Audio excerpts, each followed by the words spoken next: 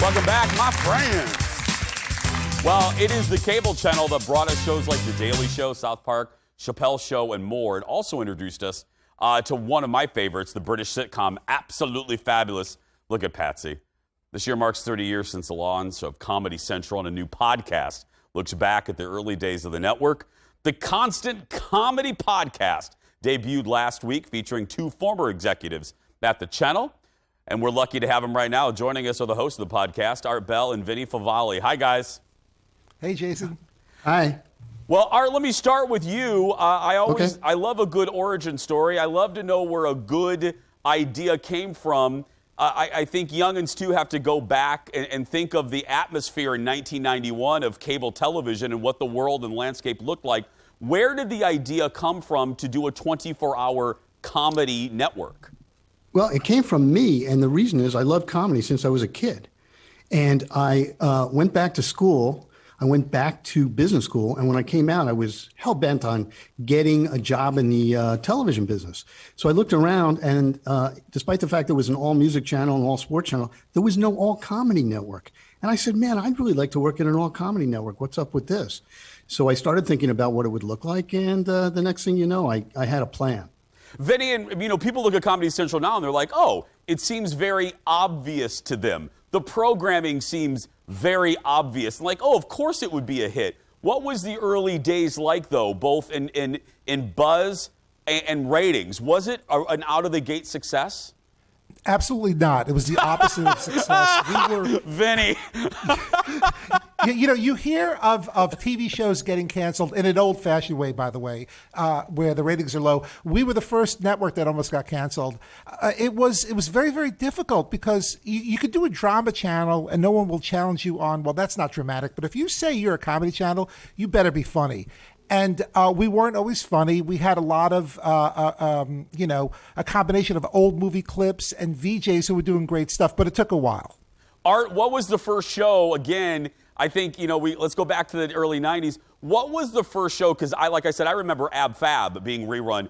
What was the first show, Art, that you said, okay, we may be onto something as far as originals?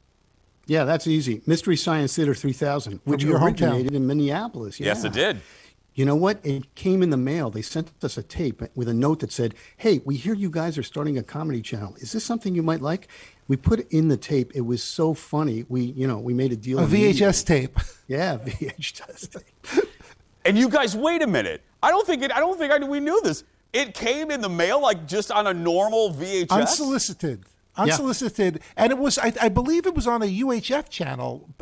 This is the early days of cable, so there weren't a lot of cable networks, but I believe it was a UHF channel that the guys at Best Brains sent it to us, and we loved it immediately. Yeah, that's right. And not only that, but we knew, that's the moment I knew, hey, innovative comedy programming is going to find us. And that was part of the dream, Yeah. Who else would put that on TV? Right, that was the mandate. And then, obviously, The Daily Show, co-created by one of our favorite guests, Madeline Smithberg, and another, Liz. I love her. We love both of them. What did you guys have faith in that concept right away? I mean, did you know it would become as culturally important as it has and did? Well, that show was interesting. That came at the tail end of our reign over there at Comedy Central. But I just want to back to something just before that Art and I were instrumental in doing, which I think gave birth to The Daily Show, which was I don't know if you remember this, but we did something called the State of the Union Undressed, which was insane at the time. Yes. We carried President Bush's State of the Union speech with the MST twist. We had comedians making fun of it or commenting on it in real time, including Al Franken, who at the time was on Saturday Night Live. And that really put the network on the map, which eventually led to shows like The Daily Show and South Park feeling comfortable that they could be on a network that would be as bold as that.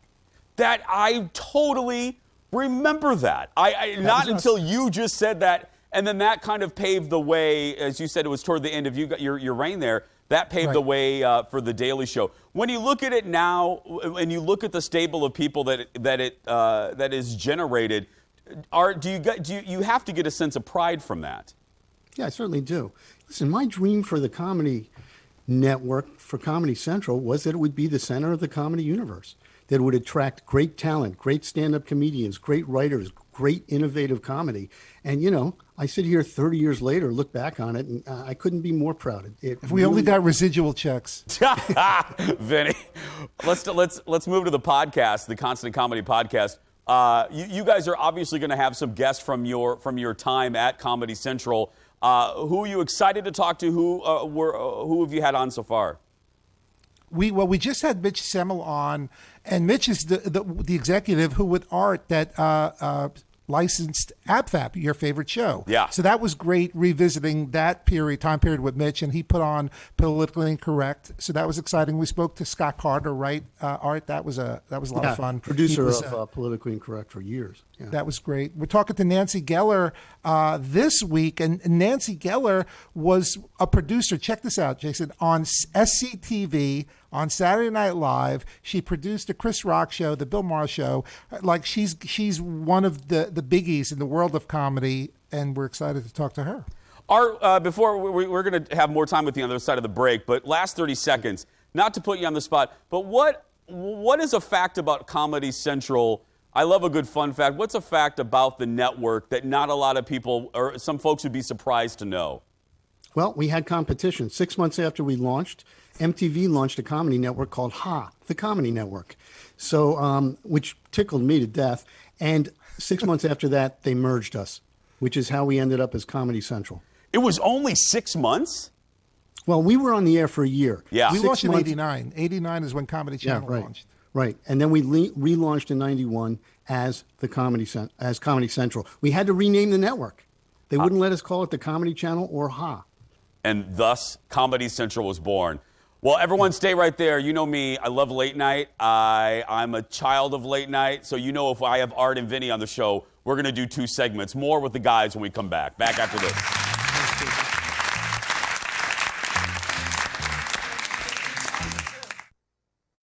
Now let's talk. The crew got together. We got your gift. Stop it. And this is for you. It's a I know phone what book. This is. I know. And I want to see if it fits. I know. So, I don't know. Hey. How is that? I It's feel good eye up level. here. It includes the Upper West Side, extra support for your lumbar. Oh, So thank there you very go. much. So this is what life is like up here? Yeah. Nice. What other? Wow. What I feel sexy. You guys. Well, we know that chair fit like a glove. It's a great clip from The Daily Show in 1998 when the original host, Craig Kilborn, welcomed his replacement, Jon Stewart. Welcome back. The Daily Show is just one of the shows that put Comedy Central on the map. We're continuing our talk with the creators of the networks and the hosts of a new podcast about the early days of Comedy Central, Art Bell and Vinny Favale.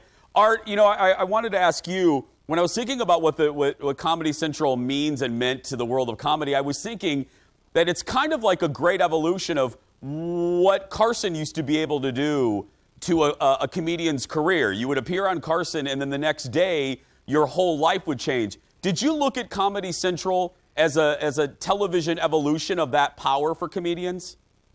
Well, you know what? It's an interesting idea. I don't think I was thinking of it just that way. I did want to, as I said, celebrate comedy. And almost immediately after we launched Comedy Channel, stand-up comedians started hanging around with us. It was the stand-up craze was really getting going, especially in New York City and Los Angeles. And so there were a lot of comedians looking for other outlets besides clubs. And there we were. Vinny, I got to turn to you. I'm a Letterman guy. Which is funny because I'm having Leno on the show tomorrow. But anyway, I'm a Letterman guy, and everyone knows that here in Minnesota. You were there from 96 to 2015, and looking back, that was back when the late night wars really meant something. You guys were battling for every ratings point. Right. In 96 with Leno, what was the pressure like, Vinny? Dave was 3 years fresh on CBS in 96. What was that pressure like for you? It was unbearable, truly. It was a very difficult time. I was new to network television because I had just come off of Comedy Central, and I was the executive that had to oversee that show. And it was overwhelming. It took me 3 years to figure out just what I needed to do. It was tough because we were getting ratings every day. Leno, a lot of people might not remember this, but the NBC was emerging with must-see TV. So they, Friends was a monster hit, ER, and at CBS we had Murder, She Wrote and Diagnosis Murder. So that was not not helping. That was not helping Dave's cause. But day in and day out, Dave did a great show every night, and it baffled me why we weren't doing better. And then over time, things leveled out. But it was very difficult. It wasn't fun, anything but funny. For you, Vinny, being a student of Letterman as I am, what is your proudest accomplishment? The mark that you are proud to say that you made on Late Show? Well, I think learning how to support the show even against difficult odds when you're the network. Sometimes what they want to do is against what the network wants. But one of the things that I contributed, I thought was wonderful, was when Dave didn't want to travel anymore, and which was difficult for us as a network because we like when a show goes to a market because it helps the local ratings, as you know. So I had the idea, why don't we fly the audience in? And we did that 15 times, including Minneapolis. We would work with the affiliates, and we would fly 400 people into a taping of The Late Show, and it was wonderful. And I remember when we did Minneapolis, I believe Kirby Puckett was the surprise guest. It was the loudest standing ovation I have ever heard because no one knew he was going to be there, and it was an audience made of locals. So yeah, it was awesome. And Vinny, if I remember correctly, you used the anchors from the local station, like here in Minneapolis. You used our anchor here, Don Shelby, to do cut-ins during Dave. Exactly. And that's the brilliance of look, the idea was a great one. I'll take credit for that, but that the writers wholly embraced it. So the top 10 that night, even the backdrop, remember, Dave would push a button and the skyline became Minneapolis. So I'm real excited about that I was able to contribute that. And I was on the show. In 1982, I did stand-up on the NBC show. So I was there the very first year just as a comedian. I'm such a nerd that I remember everything. Anyway, Art, I want to give you the last word here. When you look at the future, everyone thought, when John left The Daily Show, Comedy Central is going to go in the toilet. And they said, where do you see the future for Comedy Central, for the network you created? Well, you know what? Comedy Central is one of the great brands, one of the great comedy brands in the United States, and maybe in the world. I mean, you got Saturday Night Live, National Lampoon, and, Comedy Central, whatever they do, whatever television programming they make, or movies or records or whatever the heck they're making, they are going to be the mark of great, edgy comedy. And I think that is, that's very important. Whatever happens on the television network, they still have a great brand. Well, as a late night nerd, I can't tell you what it means to me to talk to you gentlemen, and thank you for your contribution to popular culture. You guys are some of the best, so thank you so much. Thank you, Jason. Thanks for having us. Thank you. Their podcast is called The Constant Comedy Podcast. The first 2 episodes are available now. More episodes are coming soon. You can find it wherever you stream your podcasts.